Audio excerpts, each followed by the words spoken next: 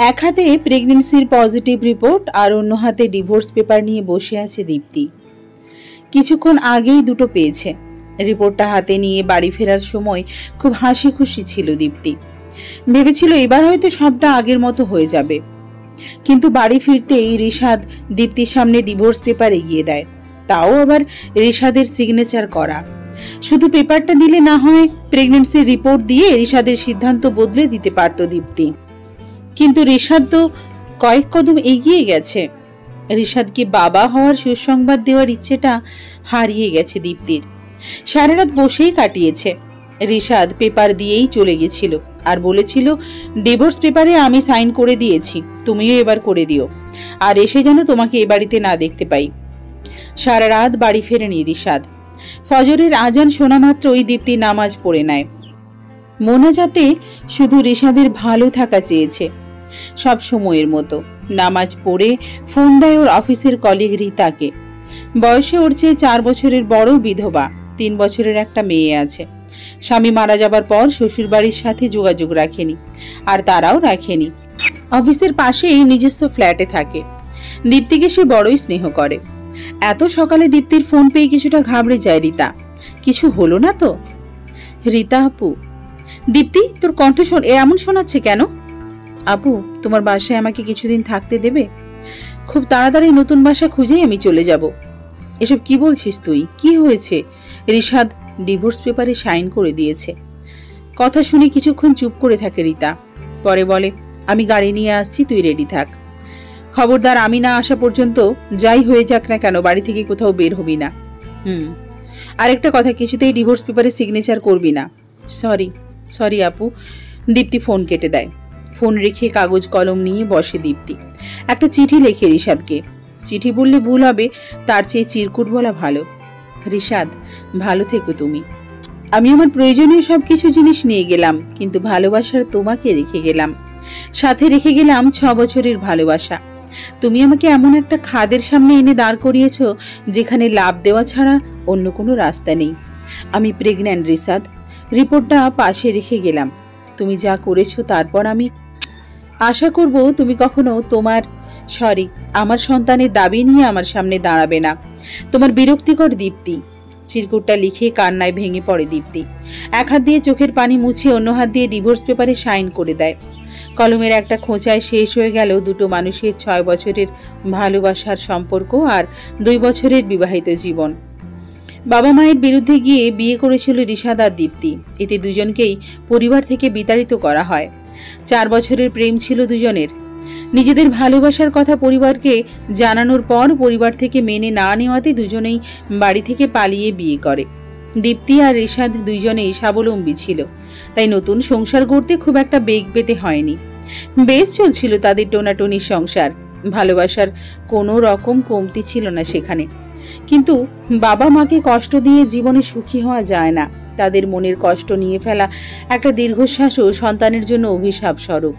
তেমনি অভিশাপ হয়ে দীপ্তি আর রিশাদের জীবনে নেমে এলো রিয়া, রিশাদের অফিসের কলিগ। রিয়া নিজের রূপে রিশাদের চোখে রঙিন চশমা পরিয়ে দেয়, যেটাতে দীপ্তিকে বড়ই বেরঙিন লাগে। শুরু হয় দুজনের মধ্যে মনোমালিন্য। দীপ্তির প্রতি কমতে থাকে রিশাদের খেয়াল, ভালোবাসা। প্রায় রাতেই রিশাদ দেরি করে আসতো। ভালোবাসায় অন্ধ দীপ্তির চোখ আর মন ভাবত কাজের ব্যস্ততার জন্য এমন হচ্ছে। ওর মনে ভুলেও কখনো এটা আসেনি যে রিশাদ কখনো ওর থেকে দূরে যেতে পারে। রিশাদ ওর মনে দীপ্তির জায়গা অন্য কাউকে দিতে পারে। কিন্তু সেদিন থেকে ভাবতে শুরু করেছিল যেদিন রিশাদের শার্টে লিপস্টিকের দাগ আর ওর শরীরে মেয়েদের পারফিউমের ঘ্রাণ পেয়েছিল, আর রিশাদ সেটা এড়িয়ে গিয়েছিল। এরপর প্রায় লিপস্টিকের দাগ আর মেয়েদের পারফিউমের ঘ্রাণ পেত।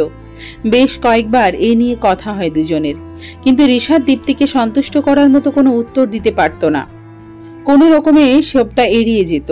কয়দিনই বা রিশাদ সবটা এড়াতো। একদিন না একদিন সামনে আসতোই। রিশাদের অবর্তমানে একদিন রিয়া আসে ওদের বাড়িতে। কে আপনি? আমি রিয়া, এই বাড়ির পরবর্তী কর্ত্রী। মানে আমি আর রিশাদ একে অপরকে ভালোবাসি, শীঘ্রই বিয়ে করব। কিসব বাজে কথা বলছেন আপনি? আমি রিশাদের ওয়াইফ, আর রিশাদ আমাকে ভালোবাসে। ভালোবাসতো? হ্যাঁ, ও তোমাকে ভালোবাসতো, আর সেটা পাস্ট। এখন আমি ওর প্রেজেন্ট অ্যান্ড ফিউচার। আপনার আর কিছু বলার আছে? না থাকলে আসতে পারেন, দরজা খোলা আছে। যাব, তার আগে আমার গায়ের এই পারফিউমের ঘ্রাণটা নাকে নাও তো, দেখো চেনা চেনা লাগে কিনা। দীপ্তি তখন 2 পা পিছিয়ে যায়। এটা তো সেই ঘ্রাণ যেটা দীপ্তি প্রায় রিশাদের শরীরে পায়। শোনো দীপ্তি, তোমায় একটা কথা বলি, আমার আর রিশাদের মাঝখান থেকে সরে যাও, যত টাকা চাও পাবে। এখনই আমার বাড়ি থেকে বেরিয়ে যাও, এখনই। ওকে ওকে, বাই। সেদিন রিশাদ বাড়ি ফিরলে দীপ্তি সমস্ত ঘটনা ওকে জানায়। রিয়া এখানে এসেছিল শুনে রিশাদ অস্থির হয়ে যায়, ঘামতে শুরু করে। কি হলো রিশাদ, তুমি কিছু বলছো না কেন? সেদিনও রিশাদ সবটা এড়িয়ে যায়, কিন্তু সত্যি আর কতদিন লুকানো যায়? একদিন না একদিন তো সামনে আসবেই। আর তাই হলো। রিশাদ একদিন রিয়াকে বাড়িতে নিয়ে আসে আর দীপ্তিকে বলে, আমি তোমাকে ডিভোর্স করে রিয়াকে বিয়ে করব। তুমি যদি আমাকে ভালোবেসে থাকো তাহলে আমাদের মাঝ থেকে সরে দাঁড়াও। সেদিন দীপ্তি কিছু বলতে পারেনি। বাড়তে থাকে দুজনের মধ্যে দূরত্ব। দীপ্তি চেষ্টা করেছিল সবটা বদলাতে, কিন্তু ব্যর্থ হয়, যার ফলস্বরূপ আজ এই বিচ্ছেদ। বাইরে গাড়ির আওয়াজ পায় দীপ্তি। রীতা আপু এসেছে। রীতা এর আগে ওই বাড়িতে এসেছে, তাই দীপ্তির রুম চিনতে অসুবিধে হয়নি। দরজায় এসে থমকে দাঁড়ায় রীতা। দীপ্তি বিছানায় হেলান দিয়ে মেঝেতে বসে আছে, মুখ ফুলে আছে, চোখ দিয়ে পানি গড়িয়ে পড়ছে। দৃষ্টি সিলিংয়ে ঝুলে থাকা পাখার দিকে, আর হাতে একটা শাড়ি। এসব দেখে বুক কেঁপে ওঠে রীতার। বুঝতে পারে কি হতে যাচ্ছিল এখানে। দরজার কাছে 2টো ব্যাগ দেখে ড্রাইভারকে ডাকে। রীতা এসে দীপ্তি পাশে বসে। দীপ্তি, আমাদের যেতে হবে, চল। রীতার দিকে কিছুক্ষণ তাকিয়ে হাসে দীপ্তি। এই মানসিক আর শারীরিক অবস্থা বুঝতে পারে রীতা, ওকে ধরে নিয়ে যায়। পুরো রাস্তা একটা কথাও বলেনি দীপ্তি। রীতার বাসায় গিয়ে ফ্রেশ হয়ে শুয়ে পড়েও। রীতা অফিস থেকে নিজের আর দীপ্তির ছুটি নিয়ে নেয়। রীতা কৌশলে দীপ্তিকে ঘুমের ওষুধ খাইয়ে দেয়। ব্যাগ খুঁজে মোবাইল বের করে সেটা মিউট করে রাখে। বাড়ির দরজায় দাঁড়িয়ে রিশাদের মনে হচ্ছিল দীপ্তি বাড়ির ভেতর আছে, কিন্তু ভেতরে এসে চারিদিকে চোখ বুলিয়ে দেখে, কিন্তু দীপ্তি নেই। নিজেকে ফ্রেশ করার জন্য বেডরুমে যায়। কাভার থেকে কাপড় নিয়ে বাথরুমে যায়। বের হয়ে আয়নার সামনে দাঁড়িয়ে মাথার চুল নাড়তে নাড়তে গুনগুনিয়ে গান গাইতে থাকে। তখন নজর পড়ে বিছানার উপর 3টি কাগজ পাশাপাশি রাখা। কাগজ 3টি হাতে নিয়ে বলে, একটা ডিভোর্স পেপার, নিশ্চয়ই সাইন করেছে। এটা দেখে মনে হচ্ছে চিঠি, নিশ্চয়ই ওর ওই তুচ্ছ কথাগুলো। কিন্তু এই এনভেলপে কি আছে? খুলে দেখি ম্যাডাম কি রেখেছে এতে। এনভেলপ খুলে দীপ্তির প্রেগন্যান্সির রিপোর্ট পড়ে রিশাদ। মাথা এলোমেলো হয়ে গেল ওর চিঠিটা পড়ে। মাথায় হাত দিয়ে বসে পড়ে। কি করবে কি না করবে তাই ভাবতে থাকে। দীপ্তি স্পষ্টভাবে লিখে গেছে সন্তানের দাবি নিয়ে যেন ওর সামনে না দাঁড়ায় রিশাদ। ফোন হাতে নিয়ে দীপ্তির নাম্বার ডায়াল করে, কিন্তু ও রিসিভ করে না। করবে কি করে? রীতা তো ফোন মিউট রেখেছে। অনবরত ফোন দিয়ে যাচ্ছে রিশাদ। অফিসের সামনে দাঁড়িয়ে আছে এই অপেক্ষায় যে কখন দীপ্তি অফিসে আসবে। দীপ্তি আদৌ আসবে কিনা তা নিয়েও বেশ সংশয়ে আছে, কারণ দীপ্তি স্বাধীন চেতা মেয়ে, নিজের সিদ্ধান্তেও বরাবরই অটল। এই নিয়ে বিয়ের আগে ও পরে অনেক কথা কাটাকাটি হয়। দীপ্তি, এই দীপ্তি, ওঠ এবার। হ্যাঁ বলো, খাবি? চল, অনেক বেলা হয়ে গেছে। আমি জানি তুই অনেকটা সময় না খেয়ে আছিস। এই অবস্থায় খালি পেটে থাকা একদম উচিত না। অনেক বেলা হলো তাই না? অফিসের জন্য দেরি হয়ে গেল। আজ কোনো অফিস নয়, আমি অফিস থেকে দুজনেরই ছুটি নিয়েছি। দীপ্তি, একটা সত্যি কথা বলবি? হ্যাঁ বলবো। তুই ডিভোর্স পেপারে সিগনেচার কেন করলি? শান্তি চেয়েছি, সুখ চেয়েছি, তাই। নিজের আত্মসম্মান বিসর্জন দিয়ে কি বেঁচে থাকা যায় আপু? রিশাদের সাথে সম্পর্কটা ঠিক করার আর বাঁচিয়ে রাখার অনেক চেষ্টা করেছি, কিন্তু কোনো কিছু কি একতরফা হয় বলো?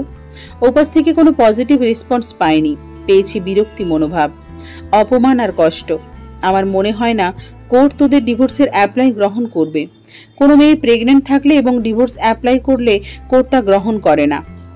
তা আমি বুঝে নেব। তোমার চেনা কোনো ভালো অ্যাডভোকেট আছে? আছে, কিন্তু তা দিয়ে তুমি কি করবে? বলবো, আগে তার ঠিকানা দাও, আমি তার সঙ্গে কথা বলতে চাই। আচ্ছা দেব, এখন চলো। অনেকটা সময় গেটের বাইরে দাঁড়িয়ে থাকে রিশাদ, কিন্তু দীপ্তি আসে না। অনেক অনুরোধের পর গেটের দারোয়ান রিশাদকে ভেতরে যেতে দেয়। পুরো অফিস খুঁজেও দীপ্তিকে পাওয়া যায় না। সবার কাছে খোঁজ নিয়ে জানা যায় রীতা দীপ্তির ছুটি করিয়েছে। অফিস থেকে রীতার ঠিকানা নিয়ে ওর বাড়িতে যায়। দুবার বেল বাজানোর পর দরজা খুলে বের হয় দীপ্তি।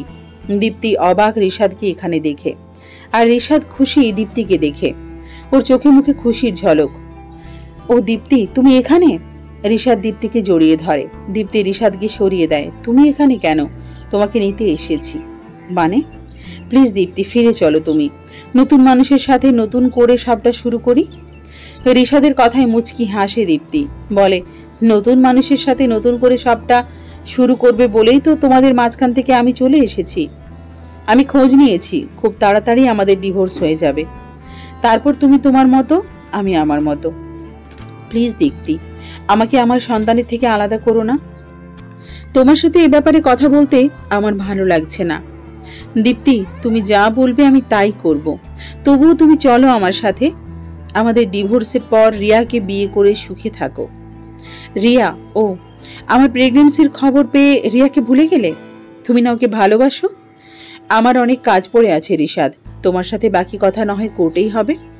তুমি আমাকে আমার সন্তানের থেকে আলাদা করতে পারো না। তুমি অনেক আগেই আলাদা হয়ে গেছো। নতুন করে আলাদা করার বা আলাদা হওয়ার কোনো প্রশ্নই ওঠে না। বেশ, তবে তাই হোক, সব কথা কোর্টেই হবে। রিশাদ চলে যায়। দরজায় দাঁড়িয়ে বাদ না মানা চোখের পানি মুছে নেয় দীপ্তি। যতই হোক ভালোবাসতো, ভালোবেসেছিল হয়তো, এখনো ভালোবাসে। পিছন ঘুরতেই দেখে রিতা দাঁড়ানো, স্বাভাবিক ভঙ্গিতে এগিয়ে যায়। তোর থেকে এতটা আশা করিনি রে। দেওয়ালে পিঠ ঠেকে গেলে কিছু করার থাকে না। কতটা মানসিক যন্ত্রণা দিয়েছে ও আমাকে।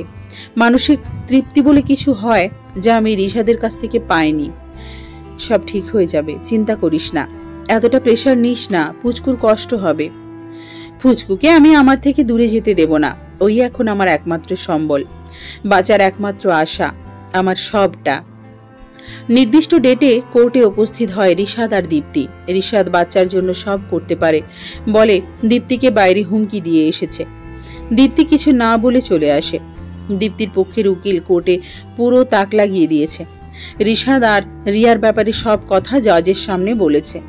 ডিভোর্স পাওয়ার জন্য যা যা করা দরকার দীপ্তি আর উকিল তাই তাই করেছে। অবশেষে তাই হয়েছে, রিশাদ আর দীপ্তির ডিভোর্স হয়েছে। জজ এটাও বলেছে দীপ্তি না চাইলে রিশাদ বাচ্চার উপর কোনো দাবি করতে পারবে না। জজের রায় শুনে অসহায় দৃষ্টিতে দীপ্তির দিকে তাকিয়েছিল রিশাদ। এবারও দীপ্তি কিছু না বলে চলে যেতে চায়, কিন্তু রিশাদ দীপ্তির পথ আটকে দাঁড়ায়। আমার থেকে আমার সন্তানকে কেড়ে তুমি বড় ভুল করলে দীপ্তি, এর মাসুল তোমাকে দিতে হবে। ভুলের কথা যদি বলেই থাকো তাহলে আমি বলবো তুমি আমার থেকে আমার সুখ কেড়ে নিয়েছো, আমার ভালোবাসা কেড়ে নিয়েছো, বিশ্বাস কেড়ে নিয়েছো। আমাদের 6 বছরের ভালোবাসার সম্পর্ক তুমি এক চুটকিতে ভুলে গেছো। তো একবারও ভেবে দেখো তোমার করা কাজগুলো সামনে আমার কাজ একেবারে তুচ্ছ। তাছাড়া আমি চাই না আমার সন্তান কোনো বিশ্বাসঘাতক দুশ্চরিত্র মানুষের ছত্রছায়ায় বেড়ে উঠুক। আমার সন্তানের ভালোর জন্য যা করতে হবে আমি তাই করব, কেউ আটকাতে পারবে না। ব্যাস দীপ্তি, অনেক বলেছ, আর না। আমার সন্তান নিজের থেকে আমার কাছে আসবে, আর তুমি তা শুধু চেয়ে চেয়ে দেখবে। কথাটা মনে রেখো। এবারও তুমি আমার কাছে হারবে রিশাদ। তোমার প্রথম হারের কথা মনে করিয়ে দিচ্ছে। আমার যখন প্রথম চাকরির অ্যাপয়েন্টমেন্ট লেটার আসে তুমি তখনও বেকার। আমাকে তুমি চাকরিতে যেতে দিতে চাওনি, আমাকে উপরে উঠতে দিতে চাওনি বলেছিলে। এসব করার দরকার নেই, কিন্তু আমি হাল ছাড়িনি। আজ আমার স্যালারি তোমার চেয়ে অনেক বেশি। এটাই তোমার প্রথম হার। পরবর্তী হারের জন্য মানসিকভাবে তৈরি হও। রিশাদ দীপ্তির কথা শুনে রেগে চলে যায়। রিশাদ যেতেই রিতা এসে দীপ্তির কাঁধে হাত রাখে। চোখে থাকা দুফোঁটা পানি মুছে নিয়ে ঘুরে দাঁড়ায় দীপ্তি। তুই এই শহর ছেড়ে দূরে কোথাও চলে যা। রিশাদের চোখে আমি হিংস্রতা দেখেছি, ও যা খুশি করতে পারে। প্লিজ তুই চলে যা এখান থেকে। রিতার কথায় দীপ্তি জোরে হেসে ওঠে। আশেপাশে সবাই দীপ্তির দিকে তাকিয়ে আছে। যে মেয়েটার কিছুক্ষণ আগে বিবাহ বিচ্ছেদ হলো সেই মেয়েটা এখন কোর্টের বাইরে দাঁড়িয়ে জোরে জোরে হাসছে। দৃশ্যটা সবারই দৃষ্টিকটু লাগছে, সাথে রিতারও। দূরে গাছের আড়ালে দাঁড়িয়ে সবটা দেখছে রিয়া। ও বুঝতে পারছে না দীপ্তির মাথায় কি চলছে, এমন পাগলের মতো হাসছিল কেন। এখানে উপস্থিত কেউ একজন বোঝার চেষ্টা করছে আমার মাথায় কি চলছে, কিন্তু সে জানে না আমি মাথা নয় মন দিয়ে খেলছি। তোর কথার মাথা মুন্ডু কিছুই বুঝতে পারছি না। চলো বাসায় যাই। রিশাদ, তুমি বাচ্চার পেছনে পড়ে আছো কেন? যত নষ্টের গোড়া ওই দীপ্তি, ডিভোর্স হয়ে যাবার পরও জ্বালিয়ে মারছে। রিশাদ, একটা কথা বলো তো, তুমি বাচ্চাটার কাস্টাডি চাও কেন? দীপ্তি, কি? হ্যাঁ দীপ্তি, দীপ্তি আমার জেদ বাড়িয়ে দিয়েছে। আমি কিছুতেই ওর কাছে হার মানতে পারবো না, কিছুতেই পারবো না। আমার সন্তানকে আমার থেকে দূরে করার জন্য যা করতে হবে আমি তাই করব। আমার ইগোতে আঘাত করেছে ও। এত সাহস হয় কি করে ওর? আমার মনে হয় তুমি একটু বেশিই ভাবছো। দীপ্তি আমাদের দুজনের মাঝখান থেকে চলে গেছে, এবার আমাদের এক হতে কেউ বাধা দিতে পারবে না। প্লিজ তুমি এসব ভাবনা বাদ দাও। তাছাড়া আমি দীপ্তির কোনো কিছু নিয়ে আমার নতুন জীবন শুরু করতে পারবো না। বাচ্চা তো অবশ্যই না। রিয়া, হ্যাঁ এবার তুমি ডিসিশন নাও, কাকে চাই তোমার, আমি নাকি ওই বাচ্চা? রিয়া, তুমি এমন বলতে পারো না, বাচ্চাটা আমার অংশ। বেশ, তুমি তাই নিয়ে থাকো। যদি কোনোদিন বাচ্চার ভূত মাথা থেকে নাবে তখন আমার সাথে যোগাযোগ করো। রিয়া ওয়েট। ওকে, আমি বাচ্চার কথা ভাববো না, প্লিজ তুমি চলে যেও না। সরি রিয়া, তোমাকে মিথ্যে বলতে হলো। আমি আমার সন্তানকে নিজের থেকে দূরে রাখতে পারবো না, আর তা চাইও না। তার থেকে বড় কথা, আমি দীপ্তির কাছে হার মানতে পারবো না। আমাকেও বিশ্বাসঘাতক বলেছে, দুশ্চরিত্র বলেছে। এসব আমি কিছুতেই বরদাস্ত করতে পারবো না। আর তো মাত্র কয়েকটা মাস, তারপর আমার জিনিস আমার কাছে। দিন দিন নিজের অস্তিত্ব প্রমাণ করেছে দীপ্তির সন্তান। পেট অনেকটা ফুলে গেছে, খাবার খেতে কষ্ট হয়, ঘুমোতে পারে না, চলাফেরায় কষ্ট হয়। দীপ্তি অনেক আগেই রিতাকে বলেছিল সে রিতার বাড়ি ছেড়ে অন্য কোথাও থাকবে। রিতা কিছু না বলে দুবেলা না খেয়েছিল। এরপরে দীপ্তি এই ব্যাপারে আর কোনো কথা বলেনি। বড় বোনের মতো আগলে রেখেছে। দীপ্তির বাবা মা মেয়ের এমন অবস্থাতে আর মুখ ফিরিয়ে থাকতে পারেনি। তারা অবশ্য চেয়েছিল মেয়েকে তাদের সাথে নিয়ে গিয়ে রাখতে, কিন্তু রিতা দেয়নি। এতে বাবা মায়ের কোনো সমস্যা হয়নি, তারা প্রায়ই আসে দীপ্তিকে দেখতে। এখন রিতা তাদের বড় মেয়ে। এমন অবস্থায় মুড সুইং হয় তা সবার জানা। পুরনো স্মৃতি, পুরনো যা মাঝে মাঝে কাঁচা হয়ে আসে, যা মৃত্যু যন্ত্রণার সমান। তাও সবটা সহ্য করে নেয় দীপ্তি। বাঁচতে হবে, ভালো থাকতে হবে নিজের সন্তানের জন্য। এগিয়ে আসছে নতুন অতিথির পৃথিবীতে আসার দিন। আর অপরদিকে রিশাদের মাথায় বাসা বাঁধছে নিজের ইচ্ছে চরিতার্থ করার নতুন প্ল্যান। দুটি মানুষের ভালোবাসার সম্পর্কের সবচেয়ে বড় খুঁটি হলো বিশ্বাস। খুঁটি যেমন মজবুত হয় তেমনই নাজুক হয়। সম্পর্কের বাকি খুঁটি যেমন রাগ অভিমান সহজে দূর করা যায়, কিন্তু বিশ্বাস একবার ভেঙে গেলে তা দ্বিতীয়বার আর গড়ে বা গড়া যায় না।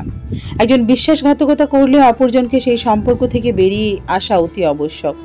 পুরো জীবন কষ্ট বয়ে বেড়ানোর থেকে একেবারে ঝেড়ে ফেলা ভালো। রিশাদ আর রিয়া বিয়ে করে বেশ সুখে আছে। সেদিন কোর্ট থেকে বের হওয়ার পর দীপ্তির সাথে রিশাদের আর দেখা হয়নি। রিশাদ দূর থেকে দীপ্তির উপর নজর রেখেছে। কখন কি করছে, কোথায় যাচ্ছে, সবটা রিশাদ জানে। ঘরের বাইরে বেরোলে দুটো লোক দীপ্তির পিছু নেয়। রিশাদ মনে করে দীপ্তি কিছু জানে না, কিন্তু দীপ্তি সবটা জানে। কিছু মানুষকে প্রথম দেখাতেই চেনা যায় সে কেমন, আর কিছু মানুষকে বছরের পর বছর দেখেও চেনা যায় না। এখানে রিশাদের অবস্থাও তাই হয়েছে। ও চিনতে পারেনি দীপ্তিকে। দীপ্তি প্রখর বুদ্ধির অধিকারী, ওর সিক্স সেন্স প্রখর, যা রিশাদ এতদিনেও বুঝতে পারেনি। রিশাদের ভাবনা যেখান থেকে শুরু হয়, দীপ্তির ভাবনা সেখান থেকে শুরু হয়। কিন্তু দিন যত গড়াচ্ছে দীপ্তির শরীর তত খারাপ হচ্ছে আর ভয় বাড়ছে। রিতা সিদ্ধান্ত নিয়েছে দীপ্তিকে দূরে কোথাও পাঠাবে, কিন্তু দীপ্তি নারাজ, সে কোথাও যাবে না। ওটিতে আছে দীপ্তি, বাইরে অপেক্ষা করছে রিতা আর দীপ্তির বাবা মা, দূরে দাঁড়িয়ে আছে রিশাদ। ডেলিভারির পরে বাচ্চাটাকে দীপ্তির থেকে আলাদা করে নিয়ে যাওয়ার জন্য দাঁড়িয়ে আছে রিশাদ। বলতে গেলে বাচ্চাটা চুরি করবে রিশাদ। কথায় আছে না, চোরের 10 দিন গৃহস্থর 1 দিন। ওটি থেকে খবর আসে দীপ্তি মরা বাচ্চা জন্ম দিয়েছে। দূর থেকে এ খবর শুনে রিশাদ বসে পড়ে। যতই ও দীপ্তির থেকে বাচ্চাকে কেড়ে নেওয়ার কথা বলুক, কিন্তু কখনো বাচ্চার ক্ষতি চায়নি। দীপ্তির কাছে হারতে পারবে না বলে বাচ্চা চুরির কথা ভাবে। বাচ্চাটা নিয়ে রিশাদ অনেক পরিকল্পনা করে, কিভাবে বড় করবে, কিভাবে রাখবে, ইত্যাদি ইত্যাদি। অনেক স্বপ্ন দেখেও। নার্সের কথা শুনে সব স্বপ্ন কাচের মতো ভেঙে যায়। রিশাদ চোখের পানি মুছে দ্রুত বাইরে বেরিয়ে আসে। 5 দিন পর হসপিটাল থেকে ছাড়া হয় দীপ্তি আর ওর বাচ্চাকে। হ্যাঁ, দীপ্তি জীবিত বাচ্চারই জন্ম দিয়েছে। রিশাদ বাচ্চা চুরি করতে পারে এমনটাই আজ করে দীপ্তি ডাক্তারদের আগে থেকে বলে রেখেছিল বাচ্চার আসল খবর যেন বাইরে না বলা হয়। বাচ্চার মুখ দেখে কান্না করে দীপ্তি, পুরো রিশাদের কার্বন কপি। এমন অবস্থায় শুধু রিশাদের কথা মনে পড়ে দীপ্তির। কত কি ভেবেছিল দুজনে। রিশাদ, আমি মা হতে চাই। দীপ্তির মুখে এই কথা শুনে খুব খুশি হয়েছিল রিশাদ। রিশাদও একটা বাচ্চার কথা ভেবেছিল, কিন্তু তা আর বলা হয়নি। আচ্ছা দীপ্তি, তোমার ছেলে বাবু চাই নাকি মেয়ে? ছেলে বাবু চাই ঠিক তোমার মতো, আমার মেয়ে বাবু চাই তোমার মতো। পুরনো কথা মনে পড়তেই চোখের পানি বাঁধ ভাঙে। সবকিছু পাল্টে গেছে। একটা ঝড় দীপ্তির জীবনের সব সুখ কেড়ে নিয়েছে। দীপ্তি সবাইকে জানায় ও এখান থেকে চলে যাবে। বাচ্চাকে নিয়ে রিশাদের নাগালের মধ্যে থাকতে পারবে না। দীপ্তির সিদ্ধান্তে সবাই সায় দেয় আর ওকে শহরের বাইরে দূরে কোথাও পাঠিয়ে দেয়। সময় নিজের মতো বয়ে যাচ্ছে। সবাই নিজের মতো নিজের জীবন গুছিয়ে নিয়েছে। রিশাদ বুঝতে পেরেছে ও হীরা ছেড়ে কাচের পেছনে ছুটেছে। জীবনের সবচেয়ে বড় ভুল করেছে দীপ্তিকে নিজের থেকে আলাদা করে। দীপ্তির কাছ থেকে ক্ষমা চাওয়ার জন্য ওকে তন্ন তন্ন করে খুঁজেছে রিশাদ। দীপ্তি নিজের নতুন চাকরি, মেয়ে, দৃষ্টি আর নতুন সংসার নিয়ে ভালোই আছে, সুখে আছে। কিন্তু মাঝে মাঝে রিশাদের অনুপস্থিতি অনুভব করে। রিশাদ যদি ডিভোর্সের আগে ওর কথাগুলো একবার শুনতো তাহলে কতই না ভালো হতো। আসলে সুখ এমনই একটা জিনিস যা অনেক শত কষ্ট করেও অনেকে পায় না, আবার অনেকে বিনা কষ্টে সুখ পেয়েও তার মর্ম বোঝে না। বছর গড়াচ্ছে, দৃষ্টি বড় হচ্ছে। দীপ্তির চুলে পাক ধরেছে, শরীরের শক্তি কমে গেছে। দীপ্তি দৃষ্টিকে একসাথে দেখে মা মেয়ে মনে হয় না, মনে হয় বান্ধবী। দীপ্তি নিজের সবটা দিয়ে বড় করেছে, ভালো রাখছে দৃষ্টিকে। দীপ্তির দৃষ্টির থেকে ওর বাবার কথা আড়াল করেনি। যখন যা জানতে চেয়েছে তখন যতটা বলা যায় তাই বলেছে। দৃষ্টি জানে ওর বাবা মা কেন আলাদা হয়েছে, আর এটাও জানে ওকে নেওয়ার জন্য কি কি করেছে। দৃষ্টি এতটা জেনেও ওর বাবার উপর রাগ করতে পারে না। কারণটা হলো দীপ্তি রিশাদকে এখন ততটা ভালোবাসে যতটা সে আগে ভালোবাসতো। একদিন দৃষ্টি ওর মা দীপ্তিকে প্রশ্ন করে, আচ্ছা মা, বাবা যদি কোনোদিন তোমার কাছে এসে ক্ষমা চায় আর বলে নতুন করে সবটা শুরু করতে, তখন তুমি কি বলবে? দীপ্তি মেয়ের কথা শুনে অবাক। দীপ্তি নিজেও এমনটা বহুবার ভেবেছিল, পরে অবশ্য সেসব ভাবনা বাদ দিয়েছিল। এমনটা কোনোদিনই হবে না রে, তাই এসব ভাবনা না বাবাই ভালো। মা বলো না প্লিজ। দৃষ্টি, তোর বাবা আমাকে ভুলে গেছে আর আমিও তাকে ভুলে গেছি। তাছাড়া তার নিজের স্ত্রী সন্তান আছে। ও তো জানেই না তুই পৃথিবীতে আছিস। তোমার চোখের পানি কিন্তু বলছে তুমি বাবাকে ভোলোনি এবং তুমি বাবাকে খুব ভালোবাসো। দুষ্টু মেয়ে, মায়ের সাথে ফাজলামি হচ্ছে, কান টেনে দিব কিন্তু। মা, তোমার যা ইচ্ছে তাই করো, কিন্তু প্লিজ আমার প্রশ্নের উত্তর দাও। দৃষ্টি, আমি কিন্তু রেগে যাচ্ছি। ওকে ওকে বলতে হবে না। তাও তুমি রাগ করো না, রাগলে তোমাকে একটুও ভালো লাগে না। গাল দুটো, নাকের মাথা কেমন যেন লাল হয়ে যায়, দেখতে পুরো পেতনির মতো লাগে, আর চোখ দুটো মনে হয় ভেতরে ঢুকে যাবে। তখন সবাই তোমাকে কানি বলবে। এসব কি আমার শুনতে ভালো লাগে বল? দাঁড়া তুই। দীপ্তিকে উঠতে দেখে দৃষ্টি দৌড় লাগায়। দীপ্তি আবার বসে পড়ে। তুই একদম তোর বাবার মতো হয়েছিস রে। তোর বাবাও বলতো রাগলে আমাকে পেতনির মতো লাগে। তোর পছন্দ অপছন্দ অনেকটাই তোর বাবার মতো। আজ তোর বাবা আমাদের সাথে থাকলে খুব খুশি হতো রে, কিন্তু আফসোস সে পথভ্রষ্ট হয়ে আমাদের থেকে দূরে। পর্দার আড়ালে দাঁড়িয়ে মায়ের সব কথা শুনছে দৃষ্টি। তুমি বাবার উপর রেগে আছো জানি, কিন্তু আজও বাবাকে ভালোবাসো। ভালোবাসার মানুষের উপর যতই রাগ অভিমান থাকুক না কেন, দিন শেষে তুমি তাকে ক্ষমা করে দেবেই। দৃষ্টি, তোমার মা তোমাকে খুব ভালোবাসে তাই না? হ্যাঁ আঙ্কেল, মা আমাকে খুব ভালোবাসে, আর বাবাকেও। তোমার বাবা কি করে? জানি না। মানে? আমার জন্মের আগে বাবা আর মায়ের ডিভোর্স হয়ে গেছে। জানি না আমার মতো ভুল আর কতজন করেছে আর করবে। কি ভুল করেছো তুমি? আমি অনেক বড় ভুল করেছি, যার কোনো ক্ষমা হয় না। নিজের সবচেয়ে কাছের সবচেয়ে প্রিয় মানুষটিকে নিজের থেকে আলাদা করে দিয়েছি। জানি না সে কোথায় আছে, কেমন আছে। আজও আমি তাকে খুঁজছি, তার কাছে ক্ষমা চাওয়ার জন্য। তার কাছে ক্ষমা না পেলে যে মরেও শান্তি পাবো না। শেষের কথা শুনে দৃষ্টির চোখ ভিজে যায়। আড়ালে চোখ মুছে আর বিড়বিড় করে বলে, ভাগ্য যাদের এক করতে চায় তাদের আলাদা করার সাধ্য কারোর নেই। মুখোমুখি দাঁড়িয়ে আছে দীপ্তি আর রিশাদ। এত বছর পর দীপ্তি রিশাদকে দেখে মুহূর্তে নিজের সব রাগ অভিমান ভুলে জড়িয়ে ধরে। ওর যে বয়স হয়েছে, চুলে পাক ধরেছে, পাশে মেয়ে দাঁড়িয়ে আছে, তা যেন ভুলেই গেছে। রিশাদেরও চুল পেকে গেছে, মুখে আর শরীরে চামড়ায় ভাঁজ পড়েছে। প্রথম যেদিন দীপ্তি রিশাদকে জড়িয়ে ধরেছিল সেদিন রিশাদ পাথরের মতো দাঁড়িয়েছিল। দীপ্তি নিজের বাহু ডোরে আটকাবে কিনা তা ভাবতে ভাবতেই দীপ্তি সরে গেছিল। আজও ঠিক তেমনটাই হয়েছে। দীপ্তি মাথা তুলে চোখ মুছে নেয়, চোখ মুখ শক্ত করে জিজ্ঞেস করে, তুমি এখানে কিভাবে? আমাকে তো দৃষ্টি এনেছে, বলল ওর মায়ের সাথে দেখা করাবে। দৃষ্টি: হ্যাঁ মা, বাবাকে আমি এনেছি। দৃষ্টির কথাতে দীপ্তি ঋষাদ দুজনেই অবাক। দৃষ্টি দীপ্তিকে মা আর ঋষাদকে বাবা বলে ডাকায়। ঋষাদ জিজ্ঞাসু দৃষ্টিতে দৃষ্টি আর দীপ্তির দিকে তাকায়। দৃষ্টি দুজনের অবস্থা বুঝতে পেরে বলতে শুরু করে, ছোটবেলা থেকে আমার সবচেয়ে প্রিয় মানুষ আমার মা। আমার বন্ধুরা যখন তাদের বাবার সাথে স্কুলে আসতো তখন মাকে বাবার কথা জিজ্ঞেস করতাম, আর মা শুধু একটাই কথা বলতো, তোর বাবা আমাদের সাথে থাকে না, অনেক দূরে থাকে, ব্যাস। আমি এতটুকুতেই সন্তুষ্ট থাকতাম। যখনই বাবার বিষয়ে কিছু জানতে চাইতাম মা সবসময় পজিটিভ কিছু বলতো। বাস্তব বোধ হওয়ার পর খেয়াল করলাম মা আড়ালে কাঁদে। একদিন রীতা আন্টিকে বাবার ব্যাপারে কথা বলতে শুনলাম। এগিয়ে গেলাম তাদের দিকে। সেদিন মা আমার জোড়াজুড়িতে সবটা বলতে বাধ্য হয়। সবটা বলার শেষে মা বলেছিল, তোর বাবা সত্যিই ভালো মানুষ, ওকে তুই ভুল বুঝিস না। সেদিন বুঝতে পারলাম মা বাবাকে কতটা ভালোবাসে। সেদিন রীতা আন্টি বলেছিল বাবা নাকি মাকে খুঁজতে আন্টির কাছে গেছিল, আর মায়ের সাথে ডিভোর্স হবার পর যাকে বিয়ে করেছিল সে নাকি বাবাকে ধোঁকা দিয়েছে। জন্ম, মৃত্যু, বিয়ে, এই তিনটি ওপর থেকেই ঠিক হয়ে আসে। ভাগ্য যাদের এক করতে চায় তাদেরকে কে আলাদা করতে পারে। একদিন বাবাকে একটা রেস্টুরেন্টে দেখি, মায়ের কাছে বাবার ছবি দেখি। অনেক আগের হলেও চিনতে অসুবিধে হয়নি, কিন্তু বাবা আমাকে চিনতো না, চিনবেই বা কি করে? আমি যে বেঁচে আছি তাই তো জানতো না। অজুহাত দেখিয়ে কথা বললাম। জানতে পারি শহরে নতুন, আমাদের স্কুলের পাশে যে অফিসটা আছে সেখানে ট্রান্সফার হয়ে এসেছে। এরপর প্রায়ই দেখা হতো। ইচ্ছে করতো বাবা বলে ডাকি, কিন্তু পারিনি। কথায় কথায় তার পরিবারের কথা জানতে চাইলাম। তোমার কথা বলল মা, আর তার ভুলের কথাও বলল, তোমাকে খুঁজছে ক্ষমা চাওয়ার জন্য। তখন বুঝলাম বাবা তোমাকে এখনো ভালোবাসে। নিজের ভুল বা পাপের জন্য সে অনুতপ্ত। দৃষ্টির কথাগুলো মন দিয়ে শুনছিল দীপ্তি আর ঋষাদ। ঋষাদ মাথা নিচু করেছিল আর দীপ্তির চোখ থেকে পানি পড়ছিল। দৃষ্টি ওর মায়ের কাছে গিয়ে পায়ের কাছে বসে পড়ে আর বলতে শুরু করে, মা, বাবা নিজের ভুল বুঝতে পেরেছে, আজ সে নিজের কাজের জন্য অনুতপ্ত।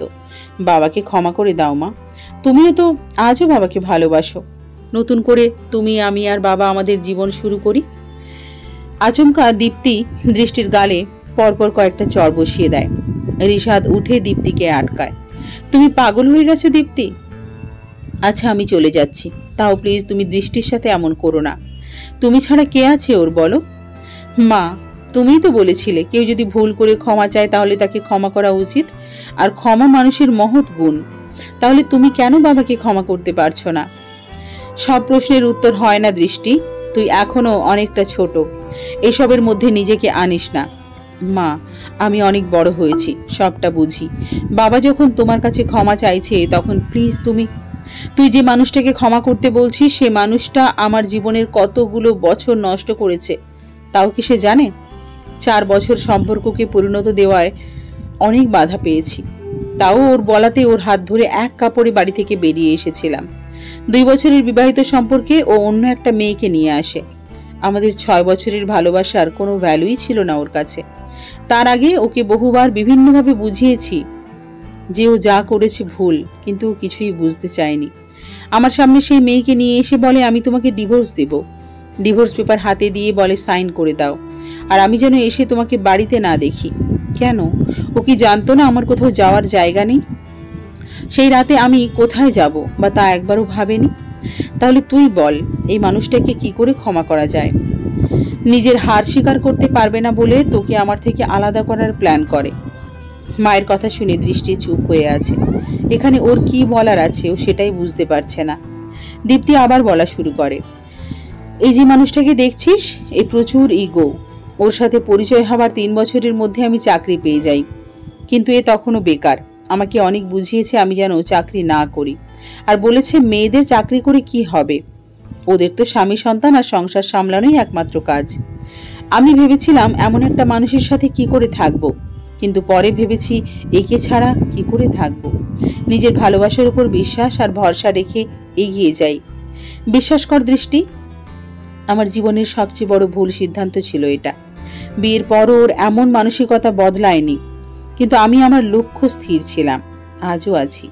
এই মানুষটাকে আমি অনেক আগেই ক্ষমা করে দিয়েছি, কিন্তু এর সাথে নতুন করে জীবন শুরু করা আর মৃত্যু আমার কাছে একই, মনে রাখ।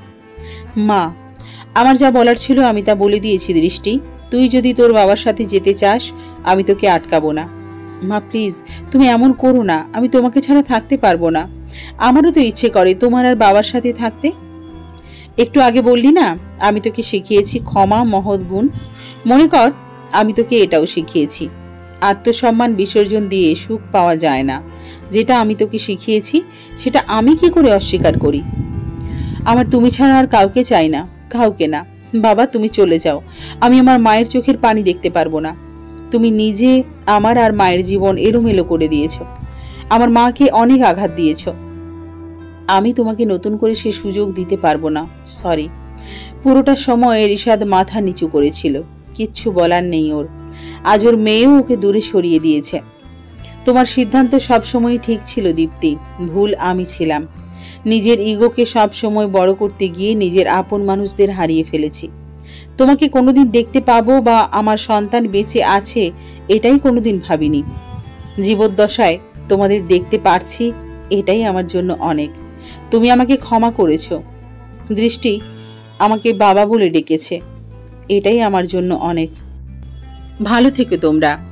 আমাকে ক্ষমা করেছিস দৃষ্টি? হ্যাঁ রে, ক্ষমা করে দিস। আসছি। দীপ্তির দিকে তাকিয়ে দৃষ্টির মাথায় হাত বুলিয়ে চলে যায় রিশাদ। মা মেয়ে দুজনেই তাকিয়ে আছে রিশাদের যাওয়ার দিকে। মানুষ যখন নিজের পাওনার থেকে বেশি সুখ পায় তখন সে তা মূল্য দিতে পারে না। হাতে কাঁচা টাকা এলে মানুষ যেমন তা দু হাতে উড়ায়, ঠিক তেমনি বেশি সুখ পেলে তা হেলায় হারায়। ক্ষণিকের সুখের জন্য আত্মসম্মান বিসর্জন দেওয়া বোকামি। বাঁচতে হলে আত্মসম্মানের সাথে বাঁচুন, না হলে